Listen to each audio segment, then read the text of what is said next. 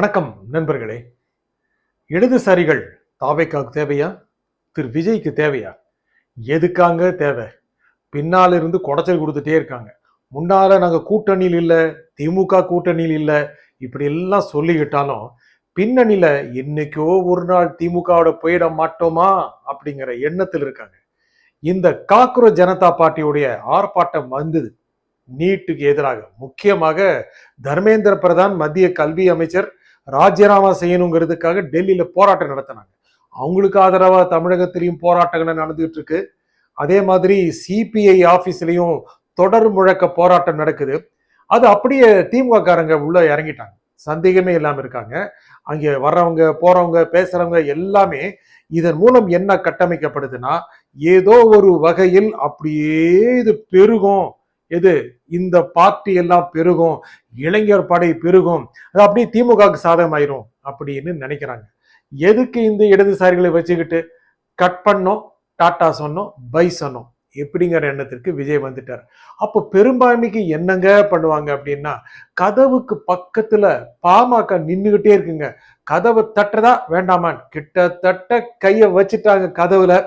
தட்டாட்டியும் கதவு திறந்துடும், திறந்துதான் இருக்கு, வந்து சேர வேண்டியதுதான். அதுக்கப்புறம் விடுதலை சிறுத்தைகள் இருக்கட்டும், அவங்களும் கூட மனசை திமுக கிட்ட தானே வச்சிருக்காங்க. இது எல்லாத்துக்கும் என்ன காரணம் தெரியுமா? திமுக ஒட்டிக்கிட்டு கிடந்தோம்னா பல பல லாபங்கள் இருக்கு. அதே மாதிரி திமுகவும் சரியாக கணக்குகளை நடத்துதுங்க. திமுக கடந்த தேர்தலின் முகத்தை இழந்தது, உண்மையான முகத்தை காண்பித்து மக்களால் நிராகரிக்கப்பட்டது. இதற்கு என்ன செய்கிறது என்றால், முகமுடி தேவை. என்ன முகமுடி? இடதுசாரி முகமுடி தேவை, முன்னேற்ற முகமுடி தேவை.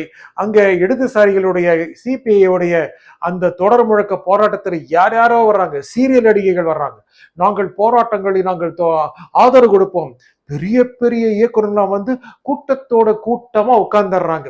இன்னும் சில பேர் ஆர்ப்பாட்டம் நடத்துறாங்க. இவங்க நினைக்கிறாங்க ஏதோ மத்தியில் இருக்கின்ற மோடி அரசுக்கு எதிராகத்தான் நம்ம போராட்டம் நடத்துறோம், இப்படியே இந்த போராட்டம் தமிழ்நாடு முழுக்க போச்சு அப்படின்னா அங்க மோடி அரசு காலி ஆயிரும் அப்படின்னு நினைக்கிறாங்க. மோடி கொஞ்சம் கலங்கித்தான் இருக்காருங்கிறது வேற விஷயங்க. ஆனால் உள்ளார்ந்த விஷயம் என்ன தெரியுமா?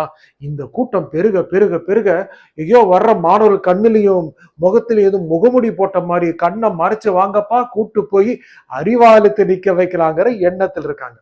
இந்த சிபிஐ ஆபீஸ் இருக்கிற கூட்டம் இல்ல, அப்படியே பேர் தெரித்து போய் அறிவாலயத்துல உட்கார வச்சிருவாங்க. இந்த திட்டத்தோட போறாங்க. இதனால சிபிஐ எதுக்கு வச்சுக்கணும், எதுக்குங்க விடுதலை சிறுத்தைகள் அப்படிதான் இருக்காங்க. முஸ்லீம் லீக் முதல்ல சொன்னாங்க, நேற்று இன்று நாளை திமுக தான் சொன்னவங்க உண்மையாவே தாவேக்காவோட உண்மையா இருக்காங்க, ரொம்ப நெருக்கமா இருக்காங்க, ரொம்ப சின்சியரா இருக்காங்க. அதே மாதிரிதான் காங்கிரஸும் ரொம்ப சின்சியரா இருக்காங்க.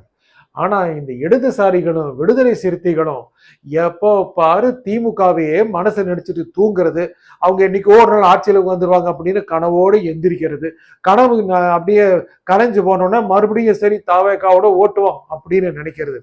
அவர்கள் உள்ளத்தில் ஒன்று உதட்டில் ஒன்று வைத்துக் கொண்டு செயல்படுகிறார்கள். இதை திமுக தனக்கு சாதகமாக புன்முறுவலோடு ஏற்றுக்கொண்டிருக்கிறது. விஜய்க்கு நன்றாகவே தெரிகிறதுங்க. இவங்கள பேசாம கட் பண்ணிட்டு பை பை சொல்லிட்டு பாமக தான் வர்றாங்களே சேர்த்துக்கலாம் அப்படிங்கிற எண்ணத்தில் தான் இருக்காரு.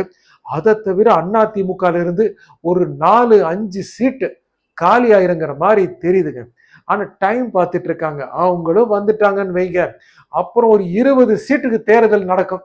தேர்தல் 20 சீட்டுக்கு நடந்ததுன்னா மொத்தமா எல்லாம் தாவேக்க ஜெயிச்சிடும். அப்புறம் இந்த அரை டிக்கெட்டுங்க 2 டிக்கெட்டுங்க இவங்களெல்லாம் நம்பி இருக்க வேண்டிய அவசியம் இல்லை. இதுல நீண்ட கால அரசியல் ஒன்று இருக்குங்க. திராவிட கட்சிகள் 50 வருஷம் ஆண்டாங்க. அந்த ஆட்சியில அவங்க பல நல்ல திட்டங்கள் செஞ்சாங்க. ஆனா சமூக நீதி அப்படின்னா திராவிட கட்சி தான், அதுவும் திமுக தான். மதச்சார்பின்னு தான் திமுக தான். இப்படின்னு நிலைமையில கட்டமைச்சிட்டு இருக்காங்கல்ல. ஏதோ தாவேக்காவே சமூக நீதி பேசுறங்கிற மாதிரியும், தாவேக்கா ஏதோ மதச்சார்பின்மை பேசுறங்கிற மாதிரியும் இவங்க ஒரு பிக்சரை கொடுக்குறாங்க. இந்த பிக்சரை கொடுக்கறது தான் மக்கள் ஏத்துக்கிறீங்க. தமிழ்நாட்டு மக்கள் உண்மையாவே நீட்டுக்கு எதிராக இருக்காங்க. தமிழ்நாட்டு மக்கள் உண்மையிலேயே கல்வி பொதுப்பட்டியல் இருந்து தமிழக மாநில பட்டியலுக்கு வரணும்னு நினைக்கிறாங்க. ஆனா இது திமுக தான் செய்யணும். இடதுசாரிகளுடைய அப்படியே வரல பிடிச்சிட்டு போனோம்னா நேரா கொண்டு போய் அறிவாலயத்துக்கு நிறுத்திடுவாங்க. இதெல்லாம் தெரியாதவர்கள் அல்ல நம் இளைஞர்கள், தெரியாதவர்கள் அல்ல. கடந்த தேர்தலில் ஓட்டு போட்டவர்கள் இளைஞர்கள் மட்டுமல்ல, பல மூத்தவர்களும் ஓட்டு போட்டார்கள். இதுதான் திமுக கொஞ்சம் கலக்கமா இருக்கு. ஏதாவது பண்ணி பார்ப்போம் அப்படின்னு நினைக்கிறாங்க. ஏன்னா அவங்களுக்கு உடனுக்குடனே ஆட்சிக்கு வர முடிகிற நம்பிக்கை இல்லை. பின்னணியில ஏதாவது செய்யலாமா அப்படின்னு நினைக்கிறாங்க. இந்த கூட இருக்க நினைக்கிறாங்க இல்லையா, இவங்க நினைக்கிறாங்க ஏதோ பாஜக பக்கம் திமுக போகாதுன்னு. பாஜக பக்கம் திமுக போகாதா?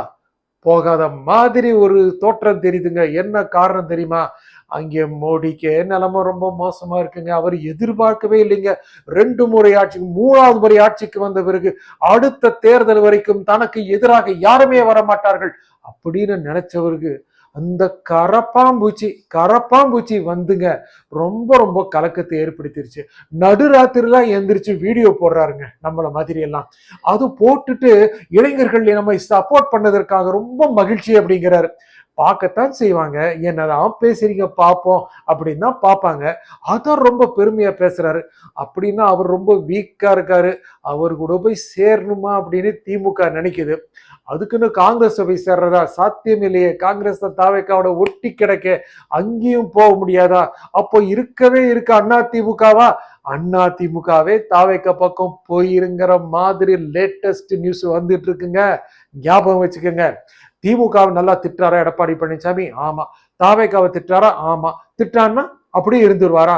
திமுகவை திட்டினாரு, அதுக்கப்புறம் என்ன பண்ணாரு? திமுக ஆதரவு உட்காரலாம் சிஎம் சீட்ல நினைச்சாருல்ல. நல்ல செய்தி வருது, குட் நியூஸ் இஸ் கமிங் சொன்னார்ல. இப்ப தாவேக்காவை திட்டினா மட்டும் அப்படியே பெர்மனண்டா இருந்துருவாரா? அவருக்கு முதல் எதிரி திமுக தாங்க. அவர் நல்லா தெரியுங்க, அருமையான அரசியல்வாதி. திமுக அடுத்த ஆட்சிக்கு வர்றாதோ அப்படின்னு எடப்பாடி நினைக்கிறாரு. சரி, நம்மளும் போய் தாவேக்காவோட சேர்ந்துட்டா என்ன, கூட்டணி அமைச்சா என்னங்கிற எண்ணமும் இருக்கு. விஜய் இதுக்கெல்லாம் அவசரப்படலைங்க, ரொம்ப அவசரப்படலை.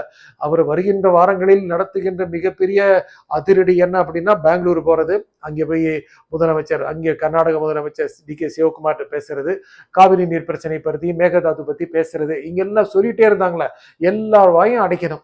அவருக்கு எப்படிங்கிறது நல்லாவே தெரியுங்க. ஏன்னா சினிமாவில் எத்தனை ஸ்கிரீன் பிளே பார்த்துருப்பாரு, எத்தனை வில்லன்களை பார்த்துருப்பாரு. அப்படியே ஒரே அடியில் எல்லாத்தையும் தவிடு பொடியாக்கல. அந்த மாதிரி தான் எதிர்கட்சிகளை நினைக்கிறாரு.